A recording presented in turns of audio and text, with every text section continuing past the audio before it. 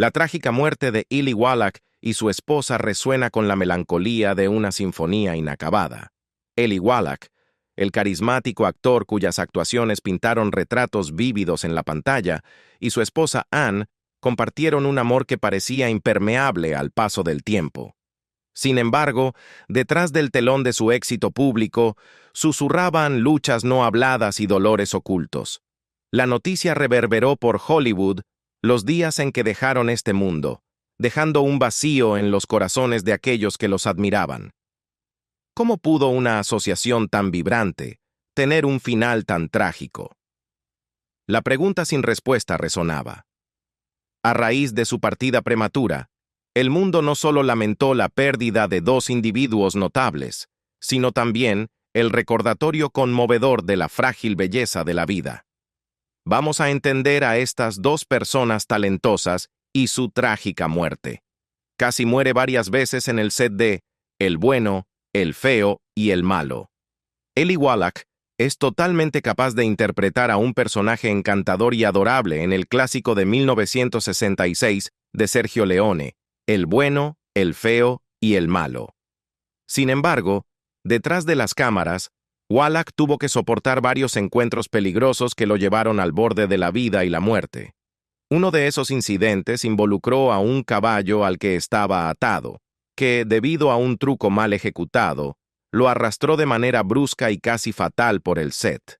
Sin embargo, este no fue ni siquiera el incidente más peligroso al que fue sometido el pobre actor. El verdadero momento que desafió a la muerte llegó durante una escena en la que el personaje de Wallach tuvo que usar una locomotora en movimiento para romper la cadena de las esposas que lo ataban después de escapar de un campo de prisioneros de guerra. Sin embargo, el tren estaba equipado con escalones de acero bajos que se pasaron por alto durante la planificación de la escena.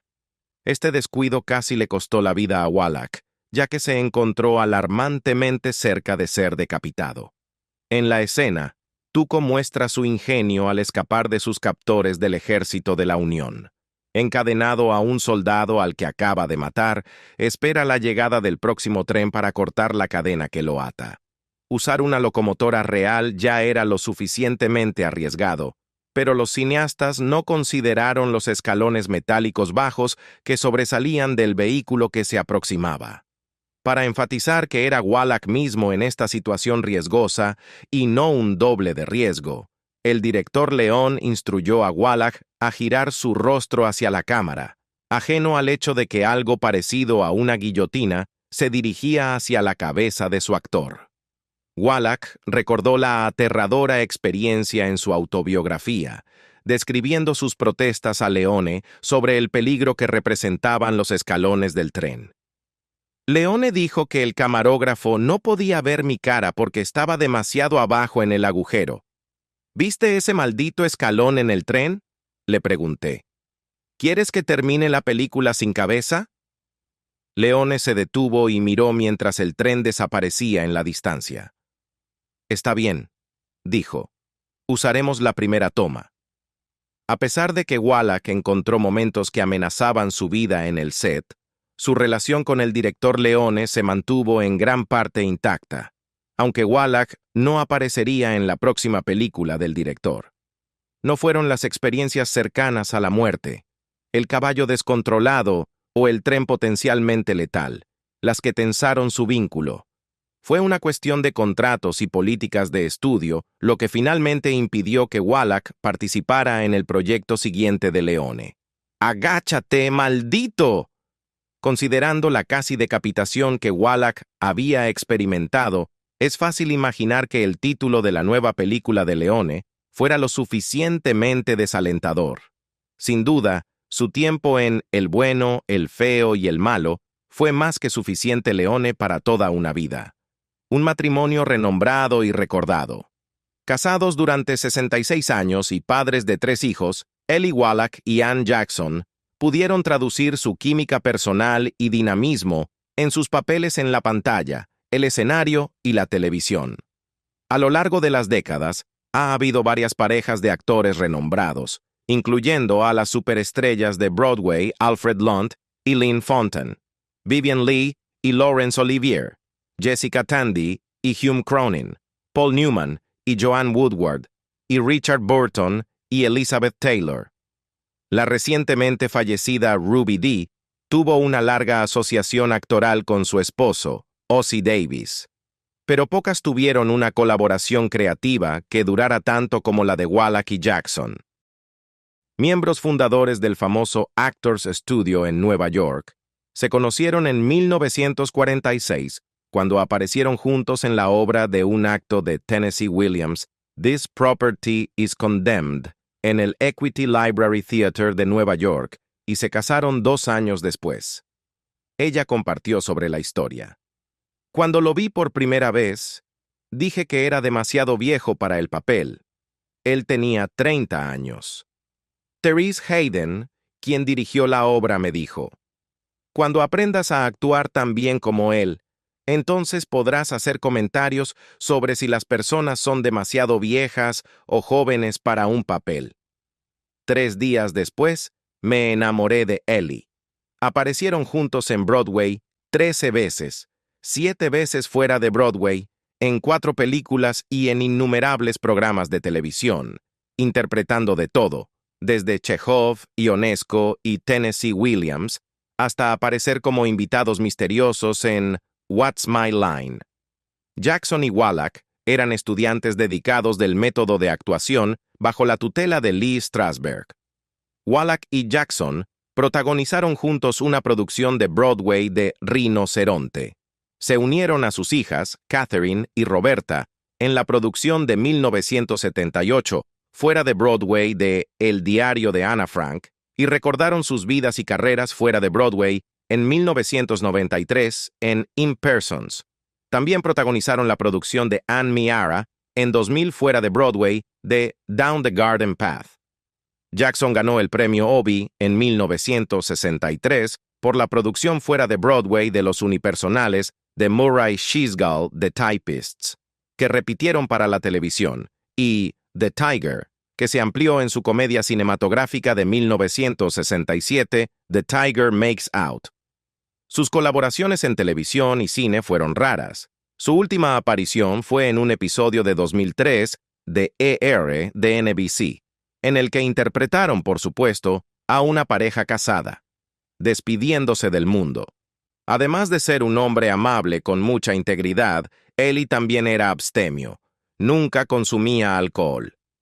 Dado que muchos matrimonios de celebridades se vuelven amargos debido al abuso de sustancias, quizás ser abstemio ayudó a Ellie a romper este patrón.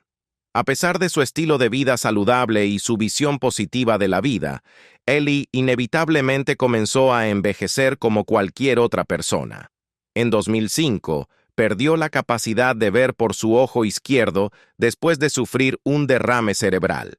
Durante la siguiente década, su salud se deterioró antes de fallar definitivamente en 2014.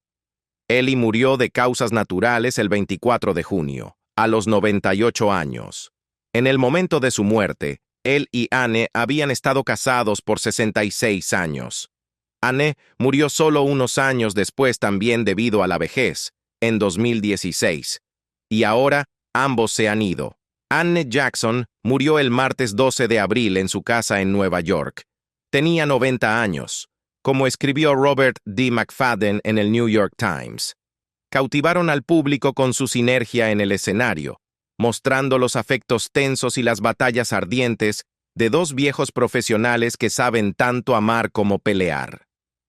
Parte del patrimonio de Ellie Wallach y su esposa Anne Jackson ha sido adquirido por la Universidad de Texas en Austin para su Harry Ransom Center. Específicamente, 40 cajas de sus documentos han sido vendidas a la universidad. Sus guiones fuertemente anotados, tanto de teatro como de cine, incluyendo las producciones originales de Tennessee Williams de Verano y Humo, 1948, La Rosa Tatuada, 1951, y Camino Real, 1953, y los guiones cinematográficos de The Misfits, 1961, de Arthur Miller, y El Bueno, el Feo y el Malo, 1966, de Sergio Leone, están todos en la colección. Los documentos tienen conexiones con varias otras colecciones en los fondos de cine y artes escénicas del Ransom Center. incluidas las de Stella Adler, Robert De Niro, Arthur Miller y Tennessee Williams, entre otros. Otros documentos comprados del patrimonio de Wallach y Jackson incluyen programas de teatro, recortes, carteles, fotografías profesionales y espontáneas, correspondencia, álbumes de recortes, películas caseras, premios y entrevistas. Mientras asistía a la Universidad de Texas, Wallach fue miembro del Curtain Club de la universidad y actuó junto a Walter Cronkite y Zachary Scott. Los documentos estarán accesibles para cada fan de estos dos talentosos y queridos íconos de Hollywood una vez procesados y catalogados. Eli Wallach fue un actor notable que dejó un impacto duradero en la industria del entretenimiento. Desde sus increíbles papeles en películas hasta sus memorables actuaciones en el escenario, la versatilidad y talento de Wallach fueron incomparables. Su habilidad para dar vida a los personajes, ya sea un gángster carismático o un vaquero decidido, le valió el reconocimiento de la crítica y una base de seguidores dedicados. A lo largo de su carrera, Wallach recibió numerosos galardones, incluyendo un premio de la Academia Honorario, un premio Tony y un premio Emmy. Trabajó con algunos de los directores y actores más renombrados de su tiempo, dejando al público cautivado con sus interpretaciones convincentes. El comienzo de un ícono en Hollywood. Eli Wallach nació en Brooklyn el 7 de diciembre de 1915. Sus padres eran inmigrantes judíos de Polonia y vivían en el barrio predominantemente italiano de Red Hook. Eli tenía 2 hermanas y un hermano, y sus padres eran dueños y operaban una tienda de dulces en la zona. A medida que crecía, Eli se interesó en ver lo que el mundo tenía para ofrecer más allá de Nueva York. Eligió asistir a la Universidad de Texas, donde obtuvo un título en historia. Mientras asistía a la Universidad de Texas, Eli actuó en una obra de teatro con sus compañeros de estudios Walter Cronkite y Ann Sheridan. Además de su educación formal, el estado de Texas también tuvo una influencia más sutil en el joven. Eli aprendió a montar a caballo y se volvió cada vez más aficionado a la actitud positiva que exudaban los texanos en comparación con los neoyorquinos más abrasivos. Después de recibir su título en Texas, Eli regresó a su estado natal, donde continuó su educación en el City College de Nueva York, obteniendo una maestría en educación. Otra cosa que Eli hizo al regresar a Nueva York fue comenzar a estudiar actuación de método en la Neighborhood Playhouse School of the Theater. Sin embargo, Eli se vio obligado a poner su educación en pausa después de ser reclutado en el ejército de los Estados Unidos en 1941. Eli sirvió hasta 1945, cuando la Segunda Guerra Mundial llegó a su fin. Después de regresar de la guerra, reanudó sus estudios, tomando clases en el taller dramático de la New School, y más tarde convirtiéndose en uno de los miembros fundadores del ahora prestigioso Actors Studio. Tanto Kazan como Wallach fueron miembros fundadores del Actors Studio en 1947, entre los cuales estaban Marlon Brando, Rod Steiger y Karl Malden. Éramos como conversos a una nueva religión, recordó Wallach. No entendíamos la actuación de nadie más que la nuestra. Todos los demás eran paganos. Fue también a través del Actors Studio que Eli conoció a Marilyn Monroe y a su futura esposa, Ann Jackson. Cuando Marilyn Monroe se interesó por primera vez en la actuación, Eli y Ann fueron 2 de los primeros amigos que hizo. Los 3 pasaban mucho tiempo estudiando juntos, y Marilyn incluso cuidaba a los hijos de la pareja en numerosas ocasiones. Aunque Eli hizo su debut en Broadway en 1945, no recibió su gran oportunidad hasta 1951, cuando apareció en la obra de Tennessee Williams, La Rosa Tatuada. Actuando junto a Maureen Stapleton, la interpretación le valió a Eli un premio Tony. A partir de ahí, hizo varias actuaciones exitosas en obras notables, incluyendo Mr. Roberts, Camino Real y The Tea House of the August Moon. Mientras Eli encontró mucho éxito en el escenario, no hizo su debut en la pantalla hasta 1956. Aunque recibió grandes elogios durante sus días en Broadway, Él y Ann no ganaban mucho dinero. La pareja tenía dificultades para llegar a fin de mes, lo que finalmente llevó a Ely a decidir que era hora de asumir algunos papeles en películas. Le habían ofrecido papeles en cine desde que alcanzó la fama en Broadway, pero siempre los rechazó porque no tenía interés en ese medio. La primera película en la que apareció Ely fue el controvertido largometraje de 1956, Baby Doll, dirigido por Elia Kazan y escrito por Tennessee Williams. Habiendo trabajado con ambos en el teatro, la película resultó ser el lugar perfecto para que Ely hiciera su entrada en el cine. Aunque controvertida debido a algunos de sus materiales sexuales, la película recibió muchos elogios por su guión, dirección y la actuación de Ely. La era dorada de su carrera. Los personajes interpretados por el actor Eli Wallach, quien falleció a los 98 años, rara vez eran buenos, pero casi siempre malos y feos. Este molde se estableció con su segunda película, The Line-Up, 1958, de Don Siegel, en la que interpretó a un nervioso asesino psicótico llamado Dancer. Más memorablemente, Wallach interpretó a Calvera, el barbudo, sonriente y sádico jefe bandido con dientes de oro que aterroriza a los aldeanos mexicanos en Los Siete Magníficos, 1960. Este papel llevó a que lo eligieran como el villano en varios spaghetti westerns unos años más tarde, notablemente en El bueno, el feo y el malo, 1966, de Sergio Leone. Sergio Leone. En las películas, mi imagen es la del villano, declaró una vez Wallach. Mientras que en el escenario interpreto al hombrecito de Rinoceronte, o al buen chico de corazón dulce Kilroy de Camino Real, o al camionero de buen corazón de La Rosa Tatuada. Así que es el otro lado de la moneda. Williams proporcionó a Wallach algunos de sus mejores papeles en el teatro y escribió el guión de Baby Doll, 1956, en la que Wallach hizo su debut cinematográfico a los 40 años.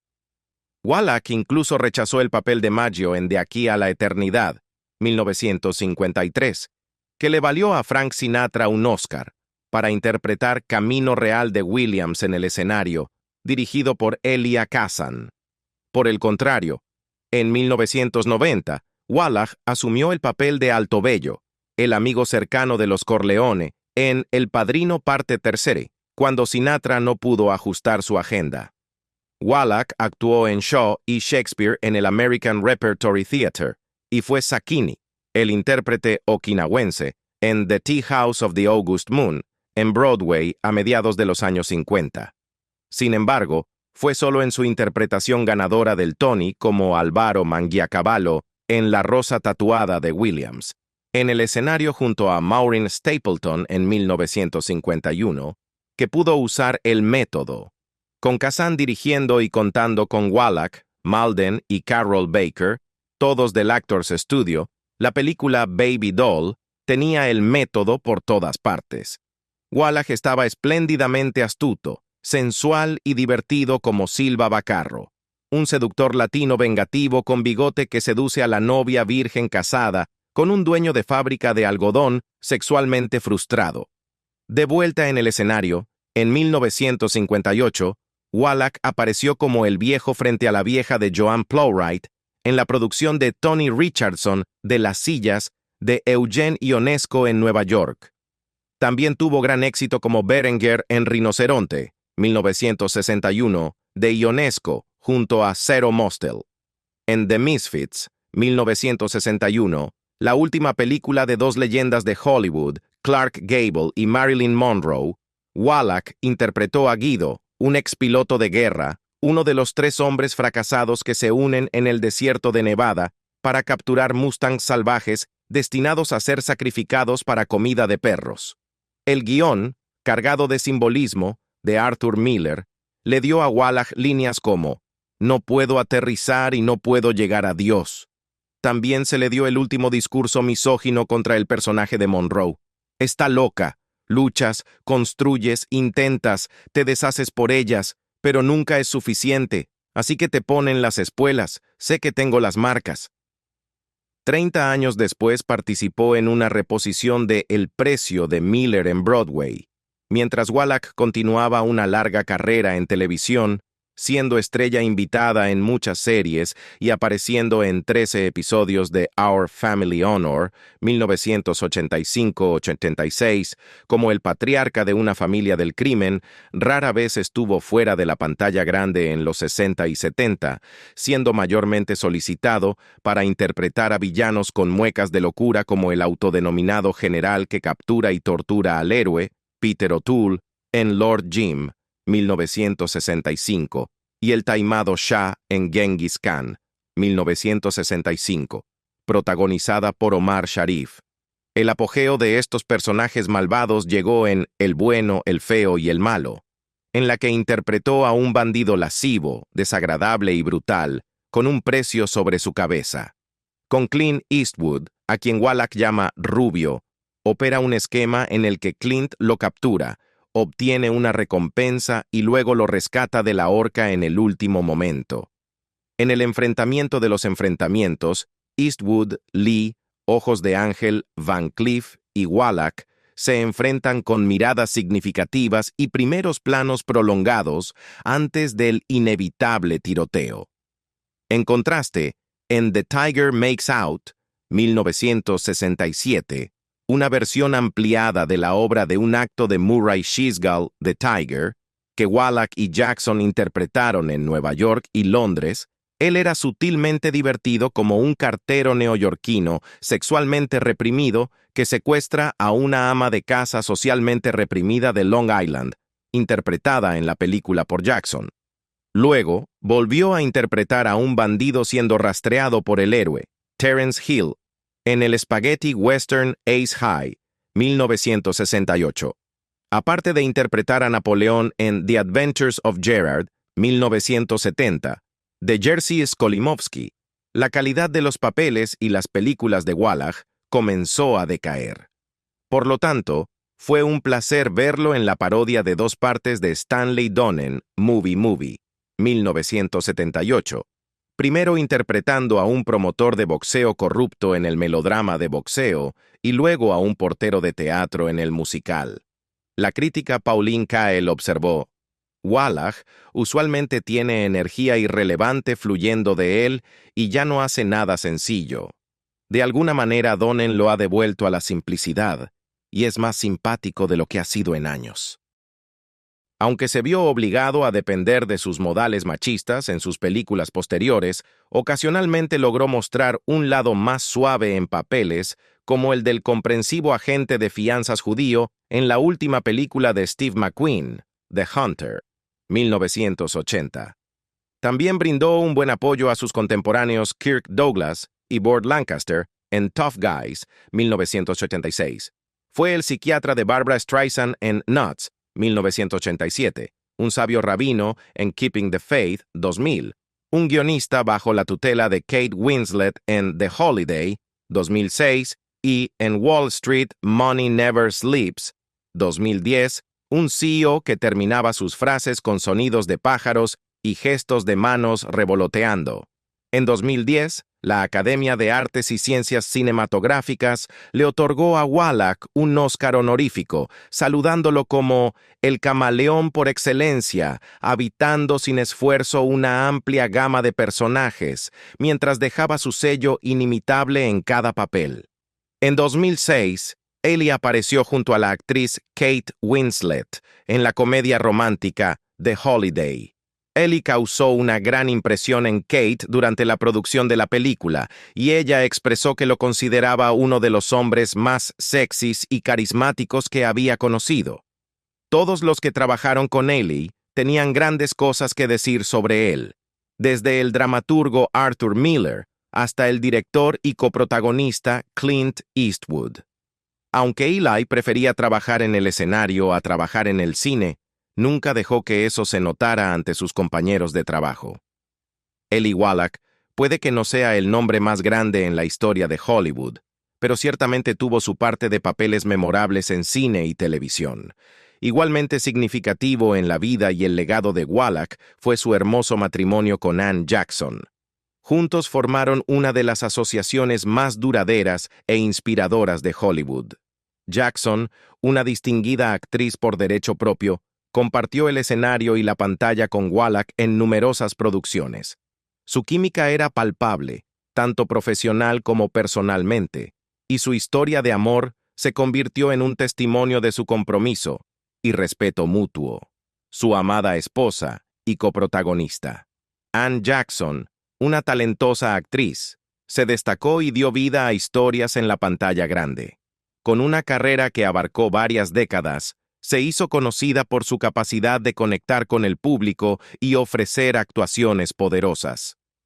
Su trayectoria en el cine es un testimonio de su dedicación y habilidad, ganando elogios y respeto de compañeros y fanáticos por igual.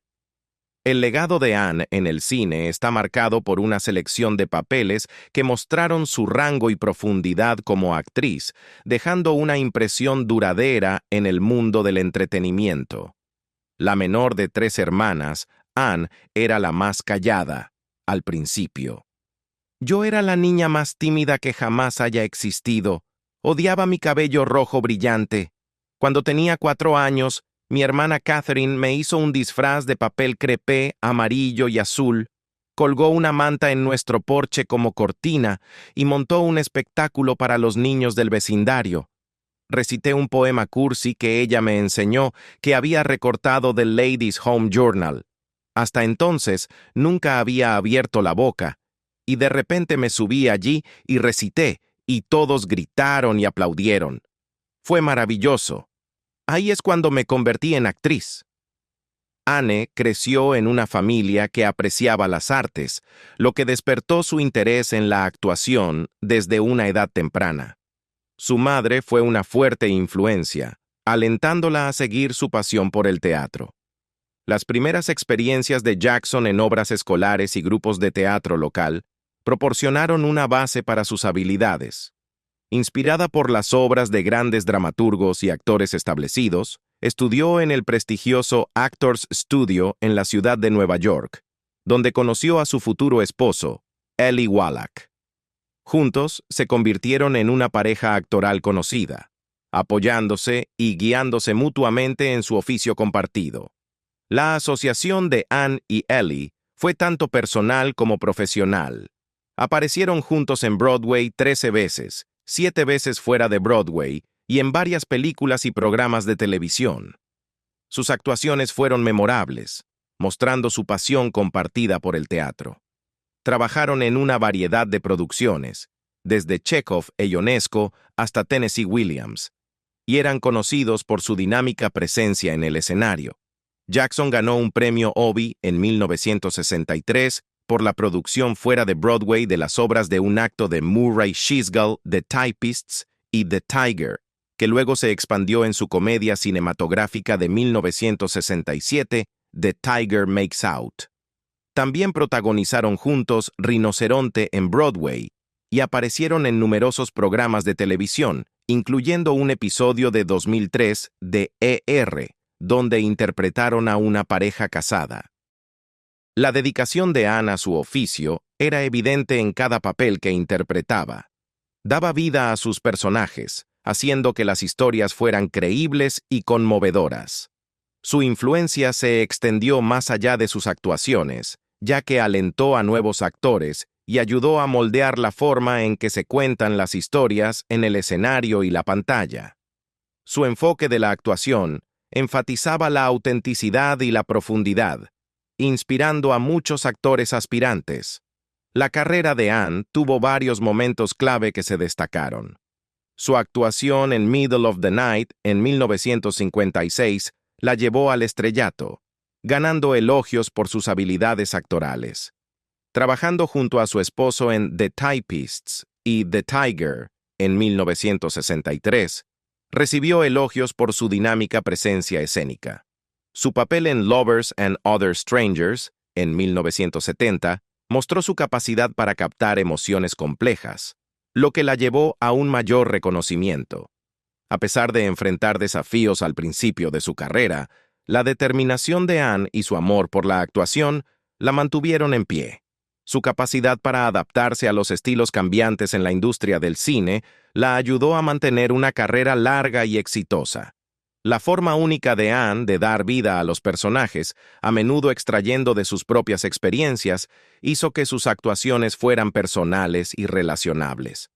Jackson publicó una memoria en 1979 en la que no discutió ni su carrera ni sus ilustres encuentros.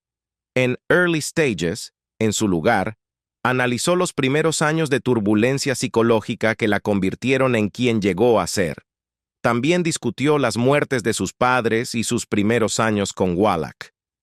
El impacto de Anne Jackson en la industria del cine y el teatro es innegable. Demostró que las mujeres podían desempeñar roles principales fuertes y su trabajo influyó en otros actores para explorar sus roles más a fondo. Su legado vive en los actores que inspiró y en las actuaciones que ofreció, dejando una impresión duradera en el público y en el mundo del entretenimiento. Fuera del escenario, Anne estaba profundamente comprometida con su familia y comunidad. A menudo hablaba de la alegría que encontraba en su matrimonio con Eli Wallach y sus 3 hijos, Peter, Catherine y Roberta.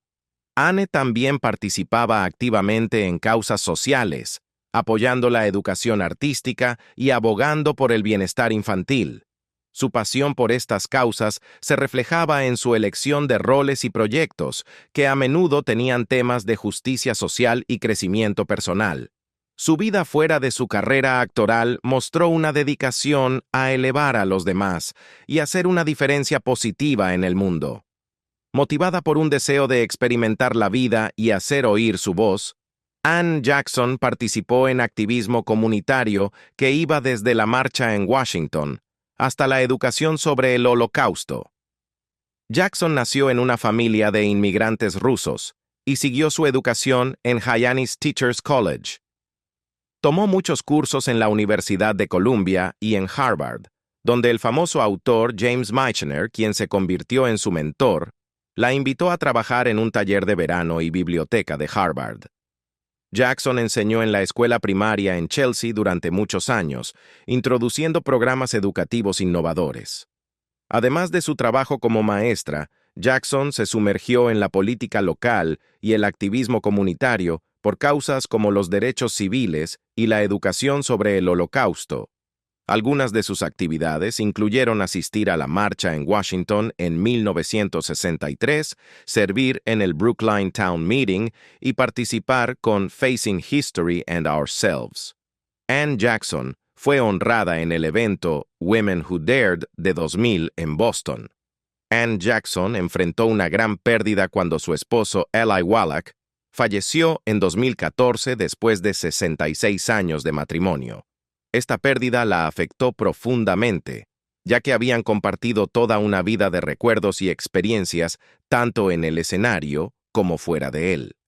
Su matrimonio fue una mezcla de colaboración, amor y admiración mutua.